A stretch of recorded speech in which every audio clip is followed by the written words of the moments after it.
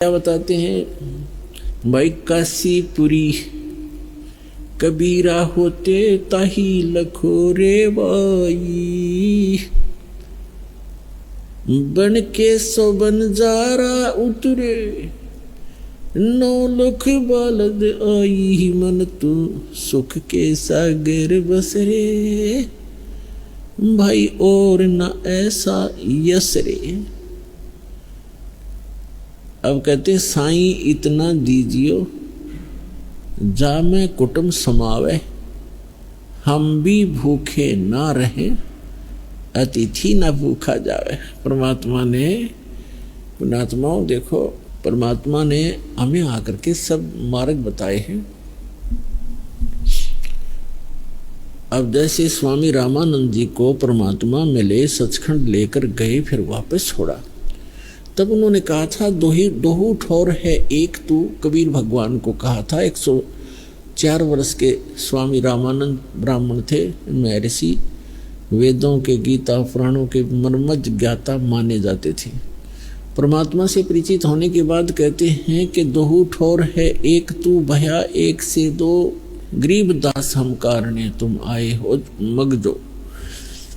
फिर क्या बताया है कि तुम साहेब तुम संत हो, तुम सतगुरु तुम हंस, गरीब दास तेरे रूप बिना और न दूजा हंस। बोलत रामानंद जी और सुनो कबीर करतार, गरीब दास सब रूप के तुम ही सिरजनहार। मैं भक्त मुक्त हुआ, मैं भक्ता मुक्ता भया, कर्म कुंड भयो नाश, गरीब दास निज ब्रह्म तुम, मेरा हो गया दृढ़ विश्वास। अब कहने का भाव ये है कि वो परमात्मा ही यहाँ आकर के एक जीवन जीते हैं, एक अच्छे नागरिक का रोल भी करते हैं, भूमिका करते हैं, एक अच्छे भक्त की भूमिका भी करते हैं। दास कबीर, दास कबीर, कबीर दास। सर्वसमर्थ होते हुए कहा कि यहाँ के लोक में ये लोक सब नकली साहबों का है, और यहाँ जो साहब बनेगा वो खराब होगा, और जो दास बनेगा उसका वो पार होगा। तो यहाँ परमात्मा ने एक रिहर्सल करके दिखाई, कबीर दास कि मैं दास कहूँगा, मेरे बच्चे भी ऐसे बोला करेंगे तो इनका कल्याण होगा, अहंकार घटेगा, अहंकार जिसके अंदर है वो परमात्मा दूर हो जाते हैं। तो इस प्रकार परमात्मा हमें एक रिहर्सल करा करते और हमें विश्वास दिलाना चाहते थे कि तुम मुझ पर ऐसे विश्वास करो जैसे मैं कर रहा था भगवान पर। अपनी ही लीला डबल रोल करके बता रहे हैं कि एक अच्छे भक्त को इतना विश्वास के साथ मेरी भक्ति करनी चाहिए। जैसे परमात्मा कपड़ा बुनते थे, कबीर भगवान सारी सृष्टि के रचनहार, सबके पालनहार, अनंत कोट ब्रह्मांड जिसके वचन से चल रहे हैं, वो एक झोंपड़ी में रह रहा है, कुटिया में, और कपड़ा बुनता है। उस कपड़े को बुनकर जो भी मेहनताना मिलता है उससे अपना परिवार पोषण करते हैं। परमात्मा का परिवार कौन कौन थे? उनके कोई पत्नी नहीं थी, विवाह नहीं किया था। नीरू और नीमा नाम के 2 दुल्हे थे, उनको परमात्मा लहर तारा नामक तालाब के ऊपर प्राप्त हुए थे, कमल के फूल पर शिशु रूप में। तो वहाँ से वो ले आए थे उठा करके, धीरे धीरे बड़े हुए, फिर जुलाहे का काम करने लगे, अपने मुंह बोले माता पिता के साथ हाथ बटाने लगे। और एक लड़का और एक लड़की, ये दोनों मृत जीवित किए थे भगवान ने, 10, 12, 13 वर्ष के थे दोनों ही। तो ये बच्चे अपने पास रखे थे पुत्र पुत्री के रूप में। ये परिवार था। ये परिवार इसलिए अनिवार्य था, दाता ने दिखाना था कि परिवार के पोषण के लिए अपना निर्वाह भी करते रहो, भगवान में कोई बाधा नहीं आओगी, भक्ति भी करते रहो। भक्ति तो ऐसे आसान है, काम करते करते नाम उठत नाम बैठत नाम सोत जागबे, नाम खाते नाम पीते नाम से तिलागबे। तो कबीर परमात्मा कहते हैं कि कपड़ा बुनने से कठिन काम नहीं होगा शायद। एक एक बारीक बारीक तार को ऐसे डालना ऐसे डालना, और उसको डालते डालते भी सिमन किया करते थे। और जो मेहनताना में आता था उसकी बुनाई, उससे उस परिवार का पोषण भी करते थे। और फिर भी कुछ बच जाता था, उसी में से धर्म दान भी करते थे, भंडारा भी करते थे। तो परमात्मा कहते हैं देते को हर देत है, जहाँ तहाँ से आने, ना दिया वो मांगते फिरो, फिर परमात्मा सुने ना कान। कबीर साहब कहते चिड़ी चौंच भर ले गई, नदी न घटो नीर, दान दिए धन घटे नहीं, कह रे साहिब कबीर। तो इस प्रकार परमात्मा कहते हैं कि दान अवश्य करना चाहिए।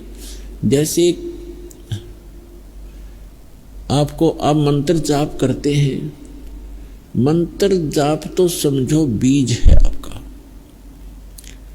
और ये दान धर्म पांचों यज्ञ जो करनी होती है, ये उसमें उस भक्ति रूपी बीज को पौधा पेड़ बनाने के लिए सिंचाई का काम करते हैं। तो ये सिंचाई भी कंपलसरी है, यानी दान पांचों यज्ञ भी चाहिए। एक यज्ञ है धर्म की, दूसरी यज्ञ है ध्यान, तीसरी यज्ञ हवन की, चौथी यज्ञ प्रणाम, और पांचवी यज्ञ ज्ञान की। तो ज्ञान यज्ञ ये सत्संग है। धर्म यज्ञ आप पैसा देते हो, दान यहाँ भंडारे होते हैं, लाखों लोग बच्चे भूखे बूढ़े दूर से आते हैं बुजुर्ग, क्योंकि यहाँ कोई खाना खाने नहीं आता, व्यक्ति भगवान के लिए आता है। और भगवान के लिए जो आता है वो भक्त होता है, और भक्त को जो खाना खिला सुविधा दी जाती है, जैसे यहाँ सारी सुविधाएं हैं, कोई मैट की, कोई पंखे की, पानी की, बाथरूम की, नहाने की, धोने की, खाने की सारी सुविधाएं हैं। तो भगत के लिए जो सेवा लगती है वो अन्य, वैसे तो द्वार पे कोई भी व्यक्ति आ जाए उसको खाना खिलाने से लाभ होता है, लेकिन भगत को और भी, भगत से और भी ज़्यादा लाभ होता है। तो यहाँ जितने भी आते हैं सतभक्त सत्साधक आते हैं, दुखी व्यक्ति आते हैं, तो यहाँ भंडारा चल रहा होता है, आते आत्मा तृप्त होती है, सब समस्याएं समाप्त हो जाती हैं। तो ऐसा आपका किया हुआ दान बहुत घना लाभ देता आपको। तो इसलिए कहते हैं एक यज्ञ धर्म की, दूसरी यज्ञ ध्यान, और तीसरी यज्ञ हवन की। ध्यान यज्ञ है, जैसे एक यज्ञ धर्म की, धर्म याति भोजन भंडारे सारी सुविधाएं प्राप्त हैं, पानी है।